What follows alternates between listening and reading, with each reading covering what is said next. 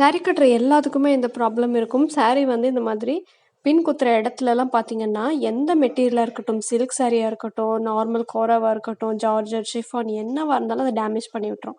இந்த மாதிரி பிசிறு வந்துரும். புதுசா நீங்க ஃபர்ஸ்ட் டைம் கட்டினாலே அடுத்த நாளே வந்து உங்களுக்கு பழைய சாரீ மாதிரி ஆயிரும் இந்த பின்பட்ட இடத்துலலாம். அத அவாய்ட் பண்றதுக்கு இந்த வீடியோல சில டிப்ஸ் பார்க்க போறோம். இன்னும் நீங்க சேனலுக்கு சப்ஸ்கிரைப் பண்ணலன்னா மறக்காம சப்ஸ்கிரைப் பண்ணி வச்சுக்கோங்க. கூடயே இருக்கிற பெல் பட்டனையும் கிளிக் பண்ணி வச்சுக்கோங்க. அப்போ நான் புதுசாக வீடியோ போட்டால் உங்களுக்கு உடனடியாக வந்து சேரும். வாங்க வீடியோக்குள்ளே போகலாம். ஃபர்ஸ்ட் டிப் பார்த்தீங்கன்னா, பின் நம்ம சூஸ் பண்ணுறதுல தான் இருக்குது.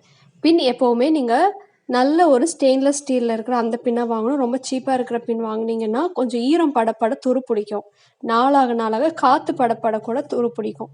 இது பார்த்தீங்கன்னா நல்லா பின் வந்து இப்படி தொட்டு பார்க்கும்போது நம்மளுக்கு அந்த ஒரு சின்ன ஒரு தட்டுப்படுற மாதிரி ஒரு சொரசொரப்பாக இருக்கக்கூடாது. அப்படியே ஸ்மூத்தாக இருக்கணும்.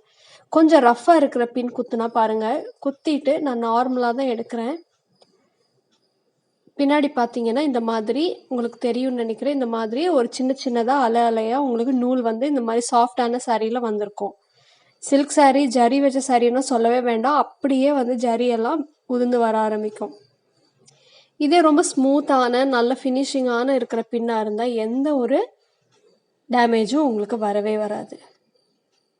இன்னொரு டிப் வந்து நம்ம ஜென்ரலாக வந்து பின் குத்தும் போது பார்த்தீங்கன்னா நல்லா ஃபஸ்ட்டு குத்தும் போது நல்லா தான் இருக்கும். ஆனால் நம்ம வந்து கட்டிட்டு ஒரு ஃபங்க்ஷனுக்காகவோ இல்லை வெளியே ஆஃபீஸ்க்கோ போயிட்டு வரும்போது நேரமாக சாரீ இழுக்க இழுக்க இந்த மாதிரி சாரியில் போய் இந்த பின் நல்லா மாட்டிக்கும். அது இந்த சாஃப்டான சாரீ சொல்லவே வேண்டாம்.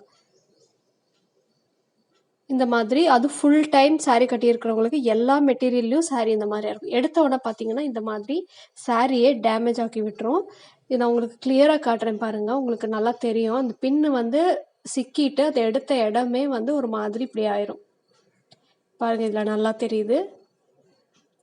ஸோ இதை அவாய்ட் பண்ணுறதுக்கு இன்னும் ஒரு 5-6 டிப்ஸ் பார்க்க போகிறோம். இந்த வீடியோ ஸ்கிப் பண்ணாமல் ஃபுல்லாக பாருங்கள். கண்டிப்பாக உங்களுக்கு யூஸ்ஃபுல்லாக இருக்கும். வீட்டில் இந்த மாதிரி சின்ன சின்ன பாசி இருக்கும், நம்மளும் வச்சுருப்போம். இல்லைனா வந்து குழந்தைங்களோட பாசியில் இருக்கும் இல்லையா, அந்த மாதிரி பெரிய சைஸ் இல்லைனா சின்ன சைஸ் எதுனாலும் ஓகே உங்களுக்கு. ஸோ இந்த பாசியை வந்து இந்த மாதிரி நீங்கள் கோல்டன் கலரில், சில்வர் கலரில் அந்த மாதிரி இல்லைனா கலர் கலராகவும் வச்சுக்கலாம். இது யூனிவர்சல் கலர் மாதிரி நீங்கள் எல்லா சாரீஸ்க்கும் உங்களுக்கு ஒரே மாதிரி இருக்கும். அது வந்து போட்டுட்டு நீங்கள் ஃபஸ்ட்டு குத்தும் போது ஒரு பாசி போடணும். அடுத்து குத்தி வெளியே எடுக்கும்போது இன்னொரு பாசி போட்டிங்கன்னா இது உங்களுக்கு சாரீ பின் மாதிரியே இருக்கும். உங்களுக்கு அது ஒரு பாசி போட்ட மாதிரியே தெரியாது. நீங்கள் முன்னாடி ஃப்ளீட்ஸுக்கெல்லாம் வந்துட்டு குத்தும்போது நீங்கள் வேறு சாரீ பின் குத்தாட்டி கூட பரவாயில்ல. இந்த மாதிரி பெரிய பின் சின்ன பின் பாருங்கள் நான் காட்டியிருக்கேன். ஸோ அதை குத்துனாலே போதும். உங்களுக்கு பார்க்குறதுக்கே ஒரு சாரீ பின் குத்துனா அந்த ஒரு லுக் கிடைக்கும். ஸோ சாரீ பின் எக்காரணத்துக்கு கொண்டும் சாரியில் போய் மாட்டவே மாட்டாது. அந்த ஃபினிஷிங்கும் அப்படியே இருக்கும், டேமேஜ் பண்ணாது. அடுத்த டிப் வந்து பார்த்தீங்கன்னா இந்த மாதிரி கம்மல்லலாம் இந்த மாதிரி வரும், சின்ன கேப் மாதிரி. இல்லைன்னா நீங்கள் சாதாரண ஃபேன்சி ஸ்டோரில் போயிட்டு கேட்டிங்கனாலும் கிடைக்கும். இந்த மாதிரி கேப் மாதிரி வரும். இதுவுமே நீங்கள் யூஸ் பண்ணிக்கலாம். இது உங்களுக்கு நவராமல் இருக்கிறதுக்காக நீங்கள் என்ன பண்ணலாம், கீழே போடுற அந்த பின் அந்த கேப்பில் ஒரு சின்னதாக ஒரு க்ளூ வச்சு ஒட்டிட்டீங்க அப்படின்னா அது எப்போவுமே ஃபிக்ஸாக இருக்கும். நான் பக்கத்தில் ஒரு சாரீ பின் குத்தி காட்டுறேன். இதுக்கும் பாருங்கள், அது சாரீ பின், இது வந்து நார்மல் பின். ஆனால் லுக் வைஸ் பார்த்தீங்கன்னா உங்களுக்கு பார்க்குறதுக்கே அழகாக ஒரு சாரீ பின் லுக் கொடுக்கும். அடுத்த டிப் பார்த்தீங்கன்னா பட்டன்ஸ் வச்சு தான். பட்டன்ஸில் 3 டைப் பட்டன்ஸ் இருக்குது. இது வந்து பார்த்தீங்கன்னா நம்ம கம்மெல்லாம் போடும்போது பின்னாடி எக்ஸ்ட்ரா பட்டன் கொடுப்பாங்க இல்லையா, அது.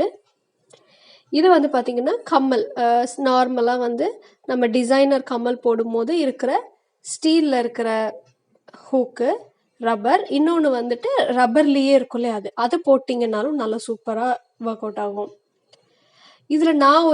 இதில் ஒரு டிப் என்னன்னா, நீங்கள் வந்து இந்த மாதிரி காது கம்மலோட ரப்பர் போட்டிங்க அப்படின்னா உங்களுக்கு அது கீழே விழுகவே விழுகாது. இதே நீங்கள் இந்த மாதிரி போடும்போது இது கொஞ்சம் சீக்கிரம் விழுந்துரும்னு வச்சுக்கோங்களேன். பட் ஆனால் நம்ம சாரீ கட்டும்போது ஒரு அவசரத்துக்கு நம்ம யூஸ் பண்ணிக்கலாம். கம்மல்லாம் இல்லை, கம்மல் ரப்பர்லாம் இல்லைன்றவங்க இதை நம்ம யூஸ் பண்ணிக்கலாம். இது பாருங்கள் விழுகாது. ஏன்னா கம்மல் குத்துற மாதிரியே தான். எப்படி அந்த ரப்பர் போய் கம்மலில் டைட்டாக பிடிச்சிக்குமோ அது மாதிரி பின்னில் டைட்டாக பிடிச்சிக்கும். ஆனால் இது வந்து கொஞ்சம் லூஸாக இருக்கும். இருக்கிறவங்க அந்த மாதிரி யூஸ் பண்ணிக்கலாம். அப்படி இல்லைன்னா கண்டிப்பாக கம்மல் பட்டன் தங்க கம்மல் வச்சுருக்கிறவங்க கூட இது வச்சுருப்பாங்க. நார்மலாக பிளாஸ்டிக் கம்மலோ இல்லை நார்மல் டிசைனர் கம்மல் வச்சுருக்கிறவங்ககிட்ட தான் அது இருக்கும். ஸோ இதுவும் நீங்கள் யூஸ் பண்ணலாம். இப்போ நான் சாரியில் குத்தி காட்டுறேன் பாருங்கள். உங்களுக்கு பெருசாக அது அசிங்கமாக தெரியாது. இது ஈவன் நம்ம சில இடத்துல மட்டும்தான் பின் வெளியே தெரிகிற மாதிரி குத்துவோம், மற்றபடிலாம் உள்ளே தான் இருக்கும் பின்னு. ஸோ அதனால் அது உங்களுக்கு பெருசாக அசிங்கமாக வெளியே தெரியவே தெரியாது, சாரியை டேமேஜ் பண்ணவே பண்ணாது. இப்போ நான் அப்படியே சாரியை மடித்து தான் குத்தி காட்டியிருக்கேன் உங்களுக்கு. பாருங்கள், எந்த ஒரு ஸ்மூத்தாக வரும் உங்களுக்கு, சின்னதாக எந்த ஒரு சிக்கி இருக்கவே இருக்காது. அடுத்த டிப்ஸ் பார்த்தீங்கன்னா, அது எதுவுமே இல்லை எனக்கு அப்படின்னு பார்க்கும்போது, நம்ம ஜென்ஸோட சட்டை பட்டன் இல்லைன்னா நம்ம டாப்ஸோட சட்டை பட்டன் இருக்கும் இல்லையா, அதையுமே நம்ம குத்தலாம். ஸோ நம்ம மறைஞ்சிருக்கிற இடத்துலலாம் இந்த மாதிரி பின் குத்தணும் அப்படின்னா அதுவுமே உங்களுக்கு சூப்பராக நிற்கும். அடுத்த டிப் பார்த்தீங்கன்னா, நம்ம நார்மலாக வைக்கிற பொட்டு, என்கிட்ட சின்ன சைஸ் பொட்டு தான் இருக்குது. அது இல்லாமல் நிறைய பேர் கொஞ்சம் பெரிய சைஸ் பொட்டு வைக்கிறீங்கன்னா இதுக்காக கூட நீங்கள் வாங்கிக்கலாம். இது ரொம்பவே ஈஸியான ஒரு டிப்பு. இந்த மாதிரி இல்லைன்னா சாரீ கலர் கலராக வச்சுட்ருக்கவங்க கூட நீங்கள் என்ன பண்ணலாம், கலர் கலராக வச்சுக்கலாம். சாரீ கலருக்கு ஏற்ற மாதிரி வச்சுக்கலாம். ஸோ நீங்கள் அது மாதிரி பொட்டை ஒட்டி வச்சுருக்கீங்கன்னே தெரியாது. ஸோ அந்த பசையை எடுத்துகிட்டு பொட்டை இந்த மாதிரி சாரியில் ஒட்டிட்டு கரெக்டாக அந்த பொட்டு நடுவில் பின்னை உள்ளே இன்சர்ட் பண்ணி குத்திடலாம். அவ்வளோதான், முடிஞ்சுது. நீங்கள் வெளியே போய் கட்டிட்டு வந்து அவுக்கும் போது அதை நேக்காக பின்னை மட்டும் எடுத்தால் போதும். அந்த பொட்டை அப்படியே எடுத்தோன்னா சாரியும் டேமேஜ் பண்ணாது, பொட்டில் ஒன்றும் பெருசாக பசை இருக்காது, சாரியை டேமேஜ் பண்ணாமல் நீட்டாக வந்துடும். கலர் கலராக வச்சுக்கும் போது உங்களுக்கு மேட்சிங்காக இருக்கும், போட்டிருக்கிறதே தெரியாது. அடுத்த டிப் பார்த்தீங்கன்னா, இந்த மாதிரி டேப்பு. ஸோ ஒன்று வந்து நான் டபுள் டேப் வச்சுருக்கேன், ஒன்று நார்மலாக யூஸ் பண்ணுற ஹெவி டியூட்டி டேப்பு, இன்னொன்று வந்து இந்த மாதிரி ஸ்டேஷ்னரி ஐட்டம் கலராக இருக்கிற டேப்பு. இந்த மாதிரி கெட்டியான டேப் வந்து சின்ன நம்ம நார்மலாக எல்லார் வீட்டுங்கள்லேயும் கிடைக்கும். குழந்தைங்க இருக்கிறவங்க வீட்டில் ஸ்டேஷ்னரி டேப்ஸ் கிடைக்கும், டபுள் டேப் கிடைக்கும். ஸோ அது மாதிரி வச்சுக்கலாம். ஸோ அதிக பசையாக இருக்குது அப்படின்னா நீங்கள் நினச்சிங்க அப்படின்னா நம்ம கையில் அந்த மாதிரி லைட்டாக அப்படி தொட்டு எடுத்தோம் அப்படின்னா அந்த பசை கொஞ்சம் கம்மியாயிடும். ஸோ நம்ம ரொம்ப போய் சாரியில் ஒட்ட வேண்டாம் அப்படின்னு நீங்கள் நினச்சிங்கன்னா லைட்டாக அதை ஒட்டிக்கலாம். ஏன்னா நம்ம பின் உள்ளே நுழையாமல் இருக்கிறதுக்கு தானே. ஸோ இந்த மாதிரி சாரியில் ஒட்டிட்டு நம்ம பின்னை உள்ளே வச்சு குத்தலாம். ஸோ இந்த மாதிரி ஒரு நல்ல டிசைனாக அந்த கலர் கலராக ஷைனிங்காக இருக்கிற டேப் போட்டோம் அப்படின்னா உங்களுக்கு பார்க்குறதுக்கு போராக இருக்காது. இல்லைனா இந்த மாதிரி ஒரு டேப்பில் சாரியில் ஒட்டாமல் பின்னில் ஃபஸ்ட்டு ஒட்டி நல்லா உள்ளே தள்ளி பின்னில் அப்படியே ஒட்டி விட்டுறணும். அதுக்கப்புறம் குத்துனாலும் பின்னு போய் சாரியில் மாட்டவே மாட்டாது. இது யூஸ் அண்ட் த்ரோ மாதிரி நம்ம போட்டுட்டு அப்படியே தூக்கி வீசிடலாம். அப்புறமா நீங்கள் சாரியை ரிமூவ் பண்ணிடலாம். இப்போ இந்த மாதிரி பிசுரெல்லாம் வருது இல்லையா, அதெல்லாம் நம்ம அவாய்ட் பண்ணிக்கலாம் இந்த மாதிரி நம்ம ஓட்டும் போது. இது தூக்கி போட்டுட்டு நம்ம நெக்ஸ்ட் பண்ணும்போது வேறு ஒரு சின்ன பீஸ் எடுத்துக்கலாம்.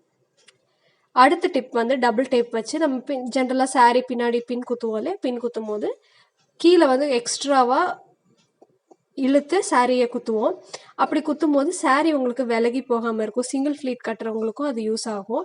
பட் ஆனால் கீழேயும் ஒரு பின் மேலேயும் ஒரு பின், நம்ம நிறைய பின் குத்துறதை அவாய்ட் பண்ணிவிட்டு ஒரே ஒரு பின் மட்டும் ஷோல்டரில் குத்திட்டு கீழே வர்ற அந்த இதை வந்து எவ்வளோ பெரிய டேப் வேணுமோ, இந்த டேப்பை நம்ம சின்னதாக கூட கட் பண்ணிக்கலாம். இந்த மாதிரி மடித்து சின்னதாகவும் கட் பண்ணிக்கலாம். அதை வந்து ப்ளவுஸோட ஓரத்தில் டபுள் டேப் இது. இதோட கம்மை கொஞ்சம் கம்மி பண்ணுறதுக்கு லைட்டாக தொட்டு எடுத்திங்கன்னா கம் போயிடும். இதை அப்படியே நீங்கள் பின்னு குத்திட்டு எக்ஸ்ட்ரா வர பல்லுவை வந்து இந்த மாதிரி ஒட்டி விட்டுட்டீங்க அப்படின்னா உங்களுக்கு பர்ஃபெக்டாக சாரீ நிற்கும். ஸோ நவுந்து வராது. ஸோ பின் குத்தாமே உங்களுக்கு சூப்பராக நிற்கும். அப்புறமா நீங்கள் யூஸ் பண்ணதுக்கு அப்புறமா இதை நம்ம தூக்கி போட்டுடலாம். இது பசை இருக்கிற வரைக்கும் நீங்கள் நிறைய டைம் யூஸ் பண்ணலாம். சாரியும் எதுவுமே டேமேஜ் பண்ணாது. என்ன ஃப்ரெண்ட்ஸ், இந்த வீடியோ உங்களுக்கு யூஸ்ஃபுல்லாக இருந்திருக்கும்னு நினைக்கிறேன். அப்படி இருந்ததுன்னா மறக்காமல் ஒரு லைக் பண்ணுங்கள். இதில் எது பிடிச்சதுன்னு உங்கள் கீழே கமெண்ட்ஸில் சொல்லுங்கள். இதை ஃப்ரெண்ட்ஸ் அண்ட் ஃபேமிலிக்கு ஷேர் பண்ணுங்கள். இதே மாதிரி சேனலுக்கு எப்போவுமே சப்போர்ட் பண்ணுங்கள். தேங்க்ஸ் ஃபார் வாட்சிங். தேங்க்யூ.